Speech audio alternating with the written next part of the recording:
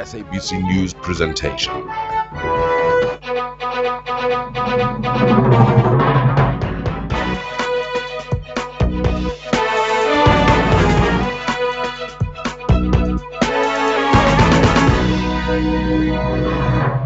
Good morning and welcome to our first program for the week on this Monday morning. I'm Kokelitanda. It's an important week for Parliament. All members are spending this day in their constituencies, but they will also be preparing for an intensive week of politics and debating in Parliament. There are two highlights. Tomorrow, the National Assembly is to do some introspection. It will take stock of its own operations when the Speaker, Mr. Max Sisulu, introduces the parliamentary budget vote tomorrow. Wednesday and Thursday have been set aside for the President's budget vote, when the budget for the presidency will be scrutinized by members of Parliament. The budget vote on the presidency will be introduced by the political head of that department, the President himself. But let's look at today's program.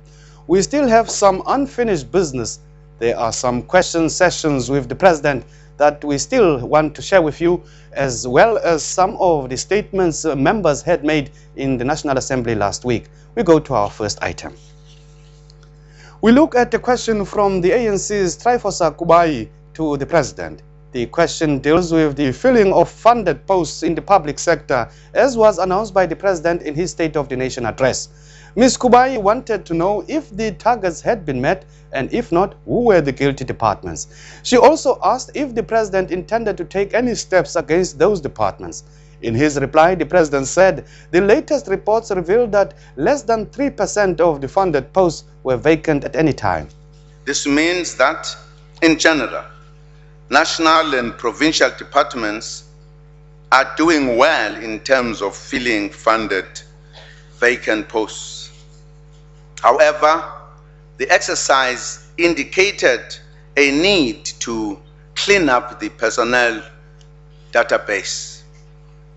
The report found that some departments had captured unfunded vacant posts on the database, which contributed to the impression that there are large numbers of vacant positions. We have also noticed a tendency to fill more administrative posts than technical posts that are required to improve service delivery.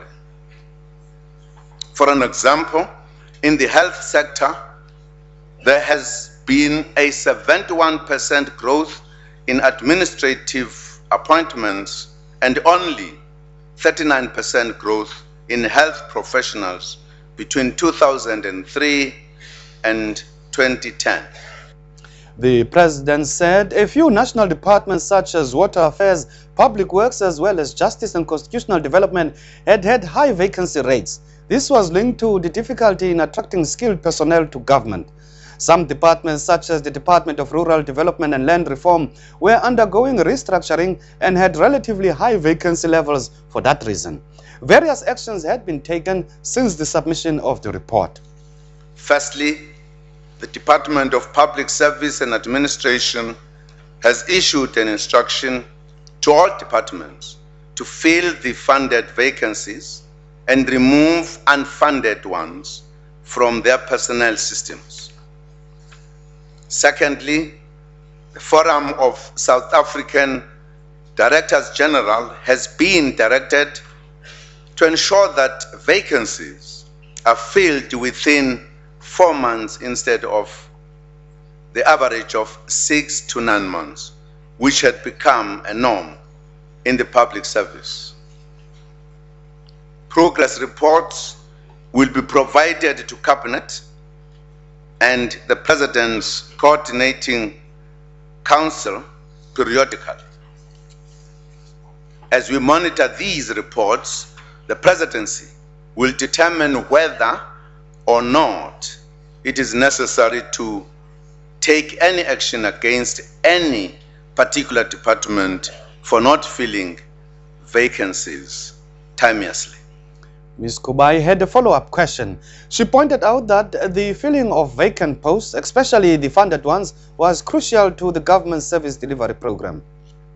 I want to ask Mr. President if Does government have specific targets to ensure 100% compliance, especially to the departments who are dealing with 5 key priorities of government? We have talked about the instructions that has been sent to all departments. In this instance, we did not necessarily target specific departments. We are dealing with all departments, that they must all comply. That's what we believe needs to happen to government, so that there are no other departments that are left unattended to. That instruction is equal to all departments so far. There were more follow-up questions. We pick up on the question from Anshan Dreya of the Democratic Alliance.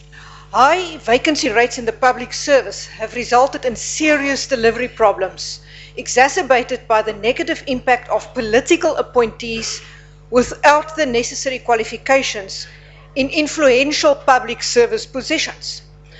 Now, one of the key factors that the National Planning Commission identifies is the need to replace political deployment with a focus on building a professional public service that serves the government of the day.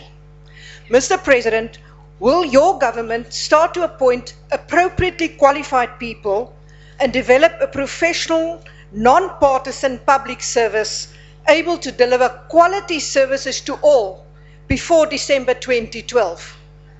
Well, I always hear this allegation that there are people who are employed who don't qualify. Who are they?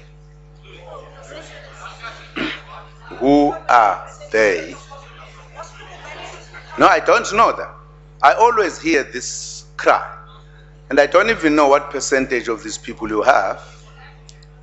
It's just a political statement being made, because you can't produce one. Can you produce one?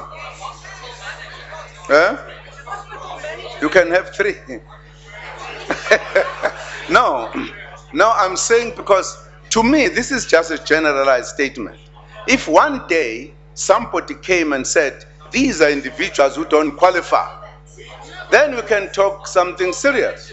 If it is a generalized statement, it's political statement made to deal with the political issues. Now, again, on the matter of people who are political or not political, you make it as if this is a rule that operates in the world. Systems are not the same. There are countries where there are professional civil servants that it does not matter what government that comes, they are there.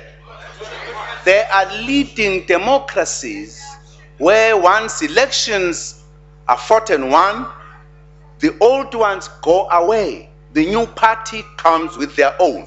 And these are the kind of democracies that you always quote. No, and you cannot tell me that the ones that come with the party, they are not politically inclined. Don't create the systems that don't exist for convenience. I'm saying you don't have one type of the system. There are different systems. It depends which system each country prefers. So don't make it as if this is like the system, if you go out of it, then you are breaking the rules of how the civil servant should be. I don't think that should be the case.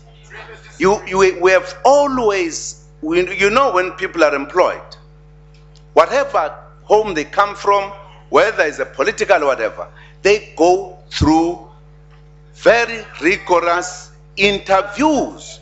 They produce papers of their qualifications. I haven't met a single person who is there without a single paper.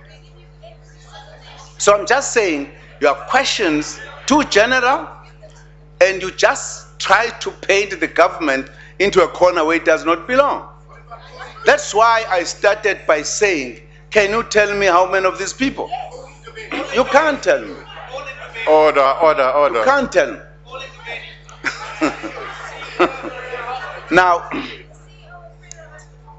cannot therefore call this government to stop doing this, something that we are not doing.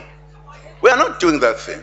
We employ people accordingly, and I'm sure some of the people who were once in this administration will agree, who are sitting in the opposite benches.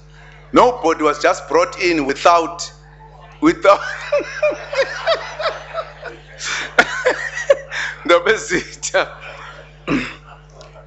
I think if we have got cases to present so that we can deal with the cases, it would be wonderful. Then we can say, look at the case, deal with it, take the appropriate decision. We have another question lined up after the break. A question about progress on government interventions in the Eastern Cape and in Limpopo. Stay with us.